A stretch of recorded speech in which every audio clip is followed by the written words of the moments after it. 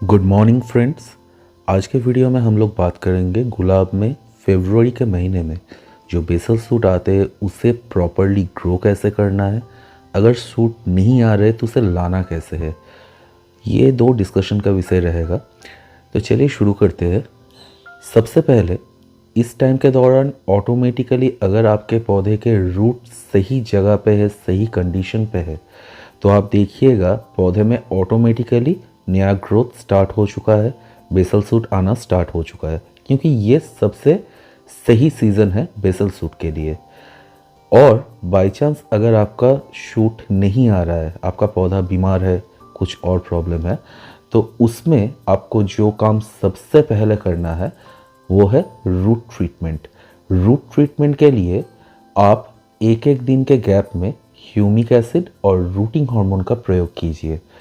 0.5 ग्राम humic acid, 0.5 ग्राम routing hormone, इन दोनों चीज़ों को एक साथ 1 लीटर पानी में मिक्स कीजिए और as per requirement of the plant, अगर आपका पौधा 12 इंच के पॉट पे लगा हुआ है, बहुत बड़ा पौधा है, तो लगभग 1 लीटर पानी एक ही पौधे में डल जाएगा। लेकिन अगर वो 10 इंच के पॉट पे है और पौधा थोड़ा छोटा है, तो वही पानी लगभग 2 पॉट में इस्तेमाल हो सकता है। तो इस चीज़ को ध्यान में रखते हुए कि as per the plant size और ओवरऑल जो कंडीशन है प्लांट का, उसके ऊपर आपको पौधे में डालना है। तो जैसे ही पौधा अपना रूटिंग सिस्टम सही करेगा वो बेसल सूट ऑटोमेटिकली आना स्टार्ट हो जाएंगे। तो ये तो किया आपका, अगर बेसल सूट नहीं आए हैं तो उसका रेमेडी क्या करना है हमें। रूट को स्ट्रॉन्ग कीजिए, ऑटोमेटिक ये काम होगा, कोई टेंशन लेने का ज़रूरत नहीं है। अब दूसरा चीज़, अगर आपके पौधे में बेसल सूट आ चुके हैं तो उसे हमें सही कैसे करना है, क्योंकि बहुत सारे लोगों को जो भी नया पौधा लेके आते हैं सीज़न के दौरान, वो सब पौधे में अभी इस टाइम पे काफ़ी ज़्यादा मात्रा में बेसल सूट निकलना चालू होंगे, क्योंकि आपने उसे रिपोर्ट किया है, उसका रूट भी हल्का फुल्का ग्रो हो चुका है, तो बेसल सूट आना स्टार्ट हो जाएंगे। लेकिन बेसल सूट का नंबर इतना ज़्यादा आता है, 5, 6, 7, 8 किसी किसी पौधे में, तो वो सही से ग्रो नहीं हो पाते, क्योंकि जो बर्ड यूनियन का जगह है वो उतना बेसल सूट को सपोर्ट करने लायक ही नहीं है।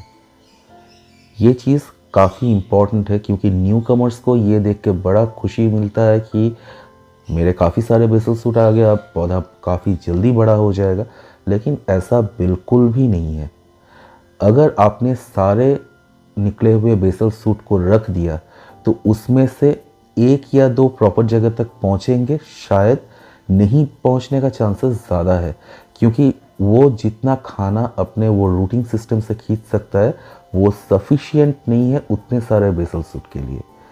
तो उतने सारे बेसल सूट अगर आपके बड़े पौधे में आते हैं, जो कि काफ़ी कॉम्प्लिकेटेड चीज़ है, क्योंकि आना नहीं चाहते, 1 या 2 मैक्सिमम 3 बेसल सूट हम लोग को मैच्योर प्लांट पे मिलते हैं।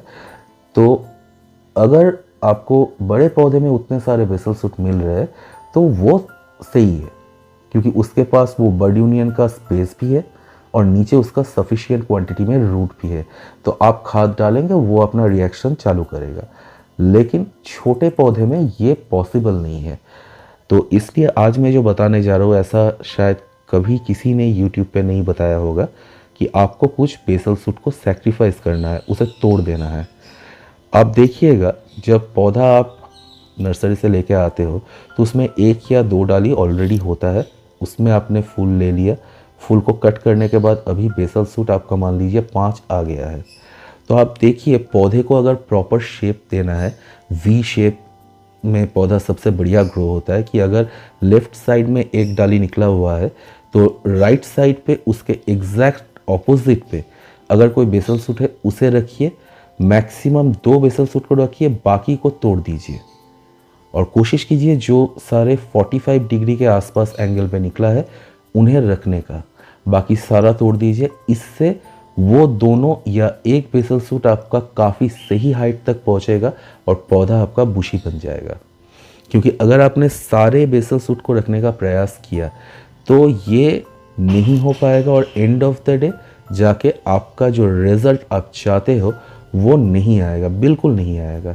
ये मैं अपने एक्सपीरियंस से कह रहा हूँ, क्योंकि ये चीज़ सिर्फ मेरे घर में नहीं, सबके घर में यही होता है कि आप प्रॉपर क्वांटिटी में खाद डाल रहे हो, उसका केयर कर रहे हो, तो ऑटोमेटिकली वो सारा रिएक्शन अपना शो करेगा। लेकिन वो उस लायक नहीं है, वो अभी काफ़ी छोटा है।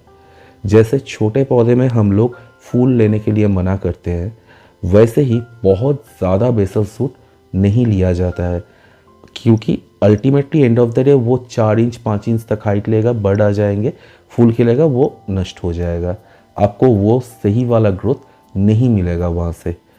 तो इस चीज़ को फॉलो कीजिए।